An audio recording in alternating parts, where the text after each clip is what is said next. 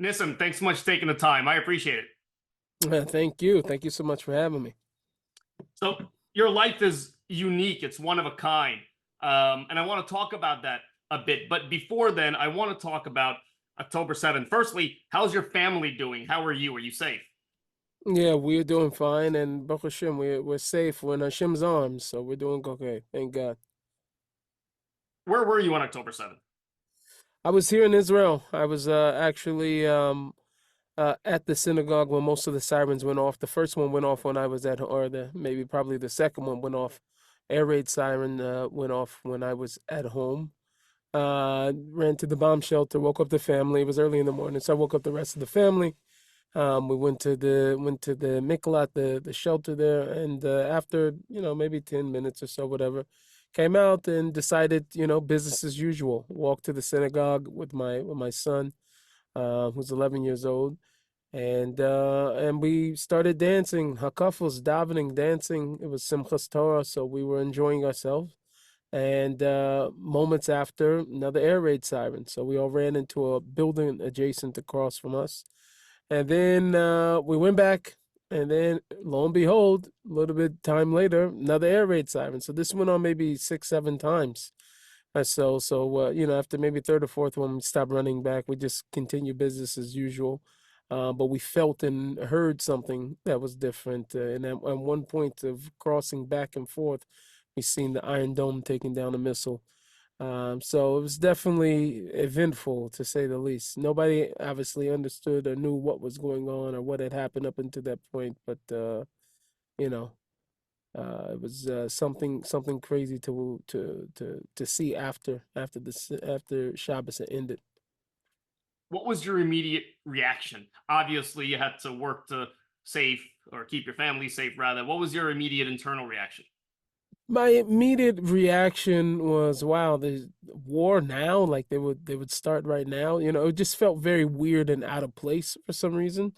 But obviously, thinking at a time where Jews are happy, singing and dancing and enjoying the Torah, definitely probably wasn't the best day for them to start it up.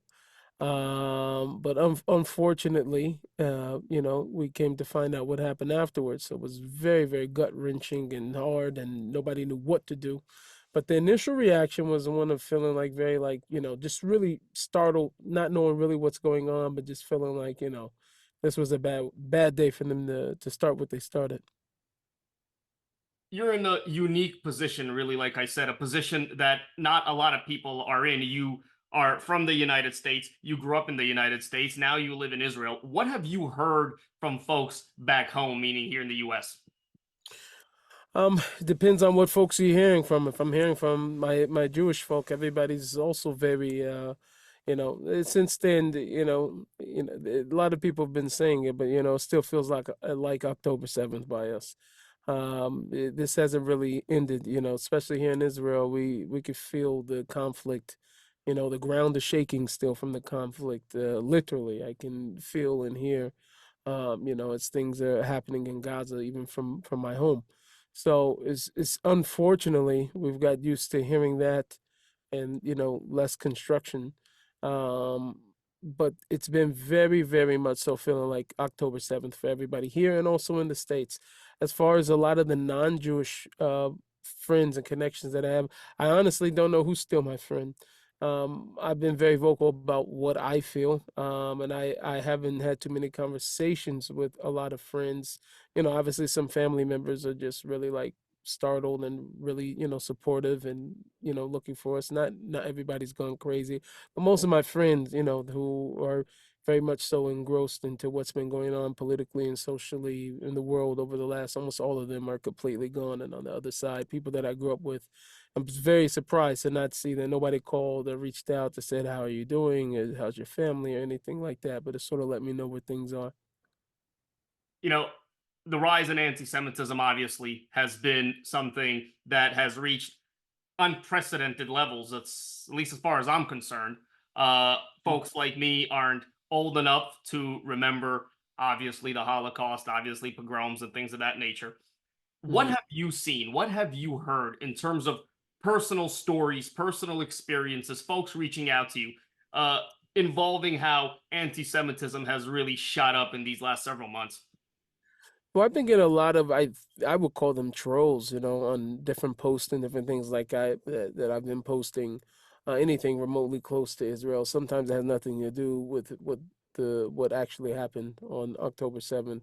A lot more presence, anti-Israel presence online personally.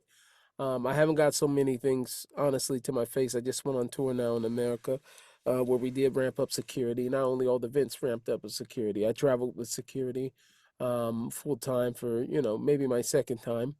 But this time I had, pretty much a security guard with me pretty much full time, except for maybe my show in Europe.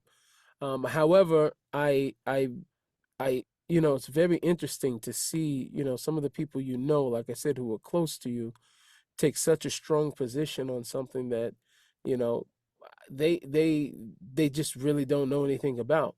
It's interesting to see how much people watching news and hearing talk points, on the news has completely shaped people's way of thinking, and everybody seems to be so educated on the matter they have actually absolutely not only nothing to do. And I don't call this, you mentioned something, you said that this is a rise in anti-Semitism. I think it's a revelation of anti-Semitism. I don't think it's such a rise. I think a lot of people, had this in them, and they didn't know that they had this in them, and or we at least didn't know, and it now is surfaced. How can the Jewish community fight against things like this? I think the biggest thing is, we have to look at our mission, and this is not just this is we could we'll talk about the Jewish people. I say even every individual, right? Things usually when we are not aligned, right? Individuals not aligned, then life feels hard. That's when we have those really big bumps in the road, and we really are trying to always like recalibrate, like the Waze or the maps, Google Maps, Apple Maps, however you get around. In these day and age, we our brains are at least functioning less, so everybody's using some type of GPS. So, but there's those moments where we turn off from the place that we're supposed to be heading in the direction we're supposed to be going, and it starts recalibrating, trying to find a different way, which can be very frustrating. You do that two, three, four times, you've added so much time on onto the, making it to your final destination, that it gets, it could be out of control. So I think that that's what happens to us as individuals, and we can look at that, and that's what's happening to us as a Jewish people. We have to realize, what is our mission into this world? What do we do? And some of that is, even if you don't want to get biblical, you could see these things, just in the way that we function. Of almost every single area of influence, you see Jews, no matter if it's whether in entertainment, whether it's on in the business side, the medical field. We are, and we're very, very small percentage of people. So it gives proof to the fact that we are contributing. We've contributed to the two world's biggest religions, Christianity and Islam, is all, Judaism repackaged. We have influenced everything from religion to the medical field, entertainment. You can't go anywhere without seeing how we affect. So the question is that we see that we have some type of mission to, affect the world in a way. Are we up to task? Are we doing our mission? I think that that's always the biggest thing. People will look at you the way that you look at yourself. My mother used to tell me when I was a kid, she used to tell me that if you throw trash on the ground, in your house, that other people are going to treat your house the way that you treat it. So if we treat ourselves like, like the children and sons and daughters of the king, then in royalty, then this is how other people will treat us as well. So I think that one of our biggest things, that what a lot of people had to do because of this situation, no matter where they stood socially, no matter where they stood politically, no matter how they looked at the world, it made everybody rethink their affiliations. And they start to realize that the most important affiliation I have is that I'm a Jew. And that's something that transcends whatever it is, because there's people who we thought were good friends of ours on the left. There was people who were good friends of ours on the right, and then all of a sudden here we are stuck in the middle, going like, oh, I guess we are all we have, right? So I think that that's the biggest thing, is realizing and focusing on our uniqueness, because sometimes when we don't focus on it, then the world starts to focus on it. What's your reaction to what's going on college campuses across the country? It's nuts. It's crazy. I mean, we knew that college kids were getting dumber. I mean, the statistics show it, but like, you know, sometimes you can ignore something if people don't start talking. You understand what I'm saying? So the more and more that the colleges, you've seen this, I forget what it was, but this press hearing or court hearing with these I forget what it is, these deans from these colleges. I mean, from the leadership all the way down. I mean, it just gets dumber and dumber the lower you go in the ranks. So I think for me, and I know that's probably a strong language, but I stopped cursing many years ago. So that's all that's as low as I can go. But I think it's a complete just ignorance. The education system altogether probably needs to be thrown out. Been spending way too much time on issues that have nothing to do with math, writing, reading, things that actually engineering. What I'm saying, people are very, very busy, unfortunately, with other things, and it looks like everybody is finding some reason to skip out a geometry class in order to go protest about something every week. So I think that there's been a major failing on the behalf of the educational institutions. It's just dumber than bricks, and it's alarming because you know when you look at and you look at the future and you look at these kids, these are these are your future leaders, and it gets very, very scary and very sketchy, not I don't know how fast people are growing out of the I was young and dumb. um you know we had different type of things we were young and dumb about years ago. Now these type of things are completely crazy, where all of a sudden bin Laden becomes a hero. It's like, man, only been like 10 years. Come on, 15 years. Come on, like how did we switch that. So because of these type of things, I think it's very alarming. And if something radical doesn't happen fast, that unfortunately, I hate that. I'm not trying to sound like a doomsday, but people just should have their passports ready. How are your Israeli neighbors holding up now that we're several months out from this horrible attack? Um, thank God that the unity piece is still feeling like it's there. I haven't felt like that's weighing too much. Obviously, people are exhausted. People want their children home. These are soldiers. That are dying, and things take on a different precedence because of a suit that they're wearing and the guns and the military. But these are people's babies. These are people's kids, 19, 18, 20, 19, dying, and giving their life. And so the more and more that this continues, it's a certain type of exhaustion from everybody here, because everybody wants that Hamas should be obliterated. Nobody here, supports any type of ceasefire or anything like that. But definitely, it's a certain fatigue going on amongst the families here, and at least everybody doesn't want to feel and hear the bombs all day long. I mean, thank God we're only hearing them; we're not in Gaza experiencing it. However, but it's definitely some bit of exhaustion by most people, and still, it still doesn't take away the fact that I have been hearing more amongst people and just in the conversations in passing of people still trying to figure out how this happened in the first place. So a lot of that has been the talk amongst people I've been hearing. I want to talk about your background a bit. Tell me about how Mhm. you grew up and your religious odyssey, so to speak, which, again, I'll say for the fourth time, is so unique. Well, I grew up in an inner city. Grew up in South Seattle. I was born and raised to hip hop parents. Both of my parents were musicians. They were both rappers. My mother and my father. They also sold drugs, so I ended up selling drugs very early, like 12 years old. Already by 9, I was smoking pot, running with a street gang. And I was introduced to religion first around 8 or 9, around the same year. My grandfather came to live with us. He was a Sunni Muslim. So I learned Islam from him. I started practicing, praying 5 times a day. He taught me Arabic. I went to the mosque with him as a little boy, and that was like a strong year and a half, until unfortunately he ended up going back to prison where he was for the rest of his life. So most of our conversations were collect calls. So from that point on, I would have said religiously I was a Muslim, but my family was not religious and I wasn't in a religious environment. So I, grew up doing what I saw.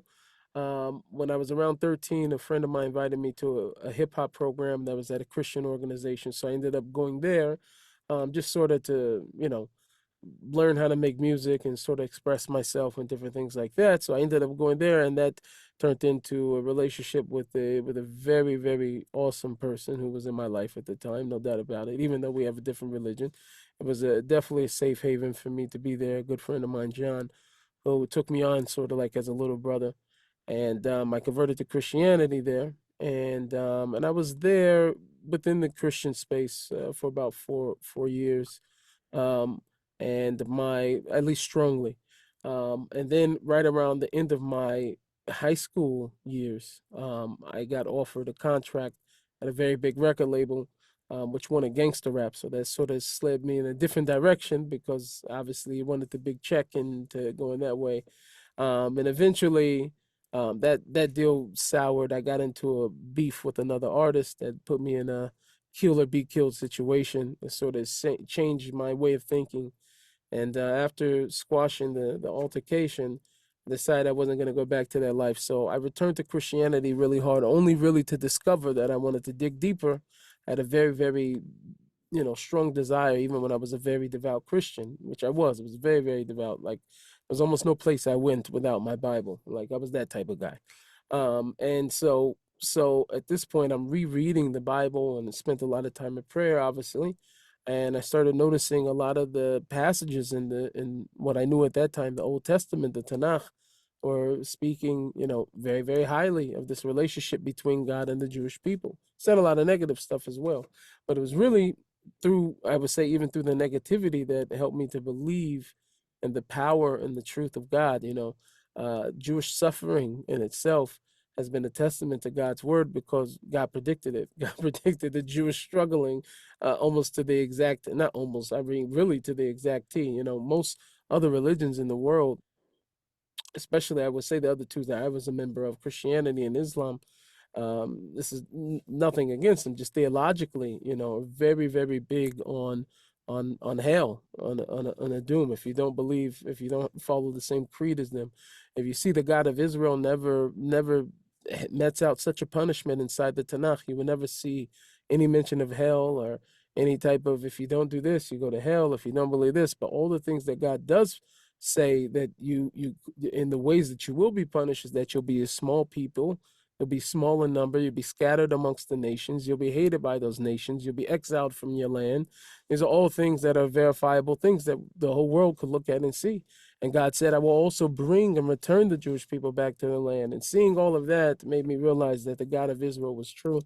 And I followed after Judaism. It was me and my wife at the time. We were high school sweethearts, so we've been together since we were 16, and we got married twice, once before Judaism and then once after Judaism. So that's the long short story. And then about I would say almost 8 years now, me and my family picked up and moved to Israel, where we've been for almost 8 years. How has your background, your unique appearance, obviously impacted your rap career? Um, I think, it was very, very interesting because in the beginning, I retired. I stopped rap. I really thought, when I started my convert, I was done, like super done. I had a whole retirement show. It was like, people came out. It was like a beautiful thing. And I thought, this is it because I couldn't make spirituality and music work together in my head. Not at least rap music. Rap is a very arrogant sport, and I'm learning like the path of the just, which is talking about humility. And I couldn't make this world, the rap world and that world together. And then it wasn't until I realized from other rabbis and I had, sort of, confirmations myself, I would say from heaven that this is really what I had a gift and I had a talent that I could use this to spread God's light. So it wasn't really until I took hold of that that I really realized like, hold on, like this is my gift. I was sent here in this world to do this. Um, and once I realized that it wasn't I had to bring the rap world, I just had to bring the tool, right? The world is the world of Judaism. The world is closest to God. The world is the world of, spreading his glory. But the tool was rap music, not the rap world. So once I was able to understand that and be able to use my unique talent and gift, I started to use it. In the beginning, it was very tough because I think the first album I released in 2013, I started working with, same crews I had before, Usual Suspects. And I kept hearing back from a lot of the people I worked with before. I was on MTV and BET before. So it was like, went back to all my same company and PR people. And they're just like, man, listen, the album's just like too positive. I don't even know what to do with this, So I was getting some pushback for being too positive. So I guess a little bit that sort of like made me realize, oh, maybe it discouraged me a little bit. Just like, okay, maybe I was overthinking. Maybe I was, and somebody reached out to me to do a remix. A good friend of mine, Elon Cohen, reached out to me to do a remix with God Elbaz for Shem Elech, and we did that remix, and it was like, wow, And what's significant about it is even though it was sung in Hebrew, um, they at least the chorus was in Hebrew. The rap part, obviously, I did in English, but it affected so many people. It hit number 3 on the world charts on iTunes, and there was more than just Jews listening to it. So it was a game changer for me. It made me realize that, like, okay, that's not just to be back here and doing your thing, and you could talk positive, but you were here to let the world know God's still here. And so I ran with it. So I think over the years, it's been something that I've become somewhat of a phenomenon for people. Which is kind of hard because when people see you and they realize you have, obviously my talent and my gift and what I look like and how like, wow, that's like a, it's like something that's like, it's crazy. It's a phenomenon. It's like, wow. You have to be very, very strong not to allow other people to wrap you up into doing what I'm on a specific mission to do what I'm doing, to use my gift in a way to be inspiring, to uplift people. So other people see it and they're like immediately trying to figure out, pull you in 10 different ways. You know what I'm saying? You have them. I've gotten calls from everybody, Netflix, Columbia pictures. Everybody wants a story and to tell it in a different way. HBO deal I have.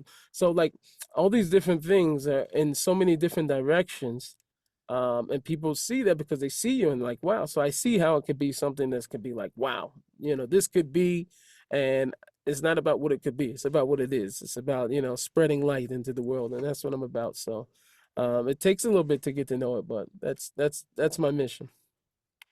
What was the transition to Judaism like, keeping Shabbat and the like? And how tough was the move to Israel after living your whole life in the US?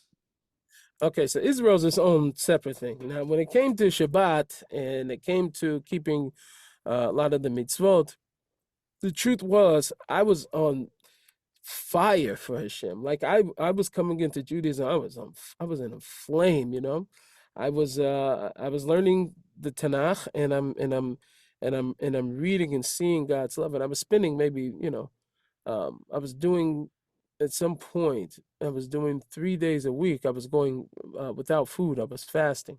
So I was spending a good amount of those days in prayer, just private prayer between me and God, and crying out to Him. I mean, serious earning prayer. So this level of spiritual awareness and fire that was something that I was looking for the next thing. I was falling in love with God, so I was looking for the next thing that I could do. So the more I learned, the more I kept, and I didn't really think about it because, at one point I went through my life trying to figure out anything that was keeping me away from that closeness, that connection to God.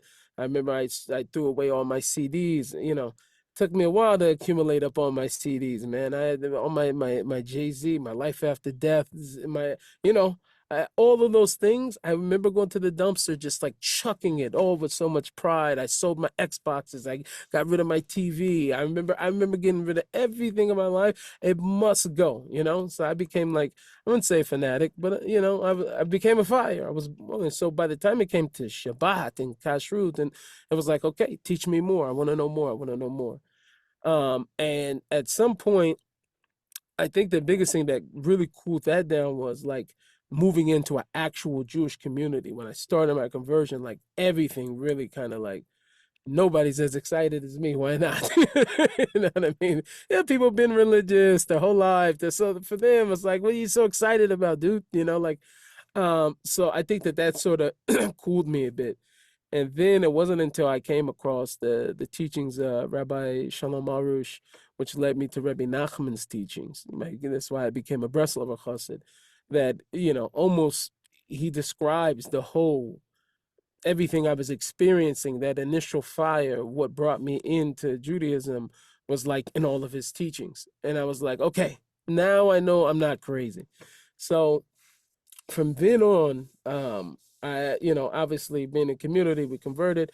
Then we decided we were going to move to Israel, and I had already been here once, you know, for like a week. And after we moved, it was sort of like, I don't know, this it's like this thing where you, you know, you just like feel like you're living in a dream the whole time. You like have all these excited emotions, like, wow, we're here in Israel. We were in Jerusalem first, but it's like it's so culturally different that, like, you know, we moved during the middle. It was 2016, so there was like a mini stabbing in intifada at that time, right? So like before we come, we're like thinking we're about to move into a war zone. Like it's crazy. Somebody's getting stabbed every other day, you know. And then like when you get here, like nobody's like, like what do you know? We didn't hear about it. Like, you know what I'm saying? It's just only on the news in America. But over here we didn't hear about it. Like it wasn't a part of the, so you start to learn to calm down and all the excitement, but then you just sort of like, man, it's so culturally different. Nobody stands in lines, you know what I'm saying? Like I'm getting cut at every other thing. If you don't hurry and move your piece, the cab driver's cussing me out. So you know, you have to get used to the way things flow over here. But we definitely got used to it. Want to talk a bit about Kanye West. Okay. Was what happened with him several years ago or some time ago at this point a referendum on mental health in America, anti-Semitism in America, or a combination of the two? It probably is, but I don't know if Kanye's mental issues are what spurred that. In the beginning, I thought maybe like, but I think Kanye was sort of being a window into what we're seeing in the world right now, right? So it seems to some degree, unfortunately, um, that it's sort of anti-Semitism may come a little more natural than what we think. You understand what I'm saying? Like it's just that many people, unless you just call that many people crazy, it could be. But I think for sure, between seeing what's going on in the world and what Kanye's situation was, I mean, you know, and all that, and I said it in a ABC thing that they did on Kanye West, but I'll say it again here. So as now, 37 years of my life, I've been black, and only 10 years of my life, I've been Jewish, going on 11. I've experienced way more anti Semitism in those 10, 11 years than I have in black racism. I'm being honest. It's not even like, there's no comparison. I'm not saying that would be everybody else's story. I'm just saying, me personally, when I'm looking through my lenses, anti-Semitism is like goes unchecked so easily, you know, and it becomes some reason for why it's okay, so much easier than it is for, you know, somebody to say anything about me because I'm black or anything like that. So it's just a real honest truth that I have. And so with Kanye, I think that he genuinely feels the way that he feels. And I feel a lot of it is because, you know, you know, it's a lot of it is over the last few years. I've been talking about this a lot. Everything's been about been about my side versus your side, you know. And unfortunately, I would say, let me back up before I even get there about Kanye specifically. A lot of this also too goes back to what I was saying before about doing our purpose in our life, because it seems like as more and more he spoke, his real issue probably wasn't with this as a whole, but his the way he looks at the Jewish people was colored by the Jews that were in his life, right? Um, and probably not all, but people that had a lot of, you know, impact on his life, you know, negatively were Jewish, you know. And instead of dealing with those people as individuals, as if he would if they were, you know, of all different type of ethnicities or backgrounds or whatever, since they all happen to be Jewish, it's, it's a correlation. It was an easy step for him to, watch some YouTube videos of conspiracy theories, which I'm sure he did because he was spewing a lot of the same thing. Hebrew Israelite ism is becoming very, very popular. He said things that sound very much so like them.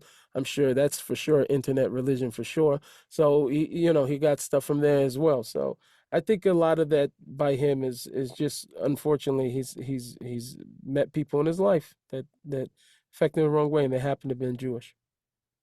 Nissim, tell me about what the future looks like for you this upcoming year and beyond. What are you up to these days? I was supposed to release an album a couple of months ago, and I didn't do it because, October 7th happened. So really, at the end of that month, I was supposed to be releasing my, I don't even know how many albums I released. I think it was only my fourth album. I've released some mixtapes and stuff like that, full projects, but in terms of official album, I think there was only like my fourth or fifth album. Um, but, so I was looking to release that. So, hopefully I'm gonna get to release it. It's 18 songs that are dear to me. That put together this project like blood, sweat, tears. Maybe not blood, but sweat and tears for sure. And I for sure am probably going to be doing a whole lot more things. Visually, a lot more public speaking. The concerts obviously are going to continue happening. There are some TV shows that are in the works right now, some TV opportunities that we're finalizing, and so hopefully a whole lot more. So you'll be seeing some whiskey also too. My Hava whiskey will be back. We're gonna go much bigger now, so I'm excited for the future. I should also note I did a deal with Spray Ground also too. Spray Ground, luxury brand. They do luxury bags, so I should have my bag finished really soon also too. So a lot of new exciting things coming up this year. Nissim, thank you so much for your time, for telling us your story, your opinions. It's very much appreciated. Thank you. Thank you for having me. Appreciate it.